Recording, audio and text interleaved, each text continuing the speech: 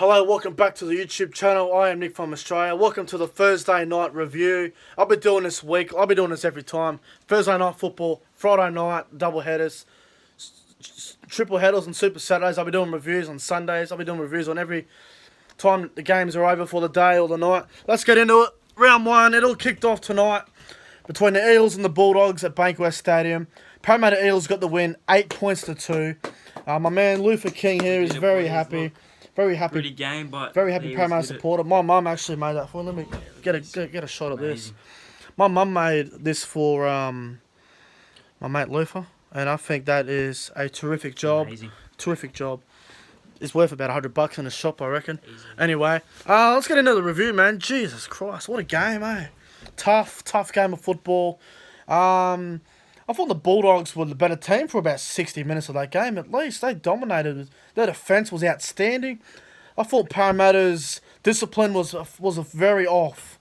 I don't think any of their forwards made over 100 metres, which can be a bit of a concern. They won the game off a very lucky kick from Moses, and then a ricocheted off Nathan Brown's leg or something, and Red Money was able to score. My dad got the first try scorer, so $30 in my dad's bank account, so that's outstanding. Probably have a bet on the weekend.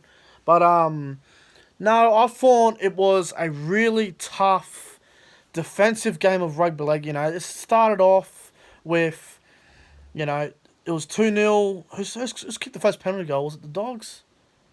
Yeah, the Dogs got the first penalty goal. And then the Eels, they couldn't crack them.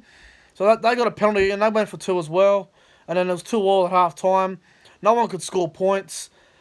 Second half, again, just defence. There was a lot of errors. A lot of people are upset. Oh, there were so many errors. It was such a boring game.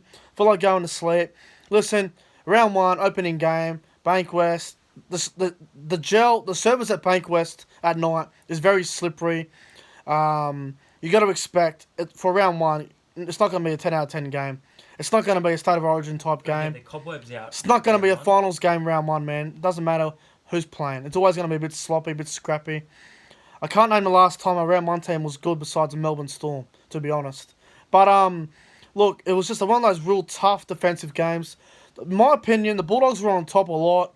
They got Parramatta in that dog-or-war mentality. Parramatta really struggled in that for a lot of the game. They were really pissing them off. Lachlan Lewis was pissing people off. Napa was frustrating everyone. Sevo was getting frustrated. I thought Sevo was quite quiet, to be honest. You know, Parramatta's backline, they were pretty decent, but there was a lot of quiet players. I thought Gutherson had an average game. I didn't think it was that great. Well, Blake was very quiet. Blake was quiet. He didn't get the ball. Jennings looked all right. I thought Jennings was fine. I think he was probably... Dylan Brown. Where was the left side attack the whole game? Yeah, I don't know what happened there. They didn't get the ball on the left side. Michael Jennings was probably their best outside back. Ferguson was okay as well. He did a backflip, but it was no try. His foot was over the sideline. That was a bit unlucky there. Mitchell Moses, first game of the year. I thought it was horrible. I know it's the first game of the year, you know, but I'm going to be critical. He played like shit, and I expect him to bounce back next week against the Gold Coast. It's good when you can win a game where you don't particularly play great. I know that everyone's tipping the Bulldogs to have a bad season, especially myself.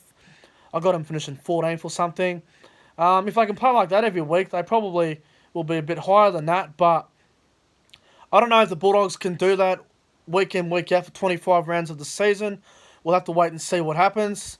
They've got the Cowboys next Thursday night at ANZ Stadium, so we'll see how they go there. But you know, from a betting perspective, if the Cowboys win against the Broncos, the Cowboys are probably favourites, probably like $1.60, Dogs $2.30 or something.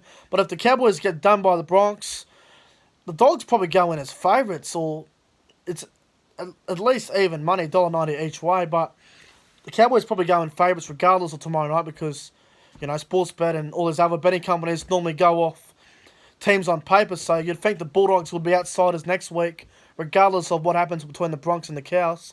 But look, it wasn't a great game. I'll be honest, it wasn't a great game.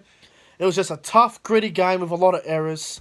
I thought it was I said it was a sloppy game, but in a way it was kind of good.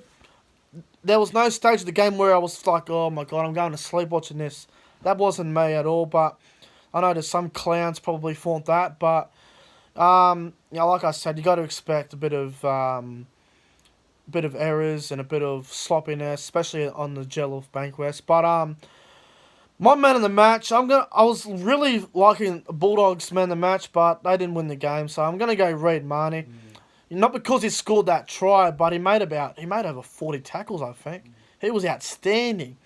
He looked all right from dummy half. I thought he could have ran the ball a bit more. There was one part of the game where there was one Bulldogs marker and he could have just went and took on Matani Zelezniak. He probably would have got over him too. He could have scored earlier, I thought, but if Parramatta can avoid these ridiculous block plays, it was pissing me off. They go to the right side a bit too much. The Eels.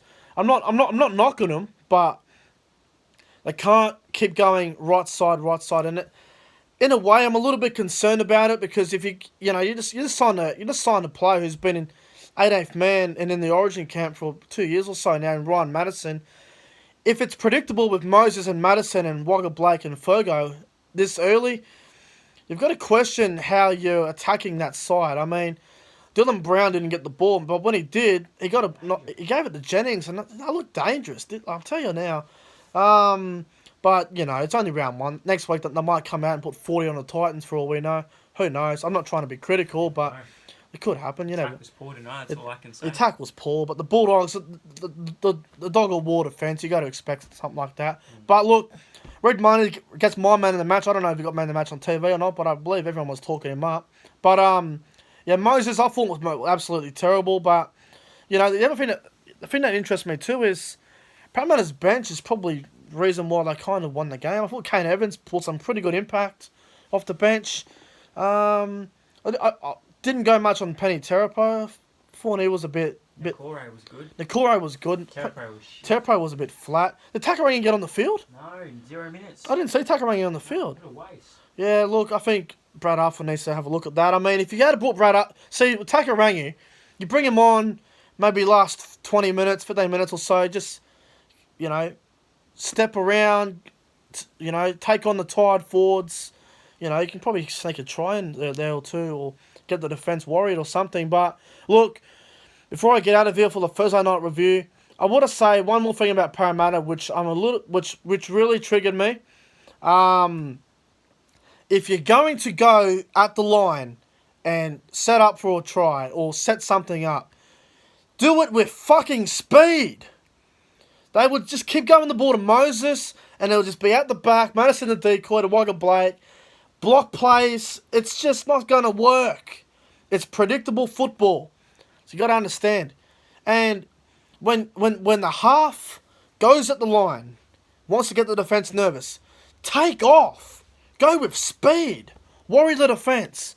Lachlan Lewis tonight, I don't even think he missed a tackle one-on-one. Did he? Lewis was tackling everything in his path. Hitting the forwards, hitting the back rows. He didn't give a crap. I got to give a mention too. Dylan Napa and Raymond Fatala Mariner were absolutely outstanding. And that young kid off the bench for the Bulldogs, I can't think of his friggin' name. Last name? I can't remember his last name. It's Tamangi or something. I don't know. I think it was Remus Smith was exceptional. number 16. He was outstanding. And Remus Smith, he played centre. I thought he'd be exposed defensively, but he was really strong. But Bulldogs will improve. They'll probably get a win here or two in the next couple of rounds. I'm sure no team will go 0-5 unless the Titans do. They have a tough draw. But anyway, guys, Parramatta got the win, 8 points to 2. Reid Marnie is my man of the match. Make sure you guys go ahead and like, comment, subscribe, share the review. Give us a look at that Parramatta thing again. This is outstanding. Gee whiz, that is so good. My mum should be proud of herself for that. Brilliant. 100%. Brilliant. Go the Eels, boys. We're in for a good year. Thank you guys for watching, and I'll see you guys Friday night for the Friday night review of the Canberra Raiders Gold Coast game and the Cowboys Broncos. See you guys then. Go the Cows.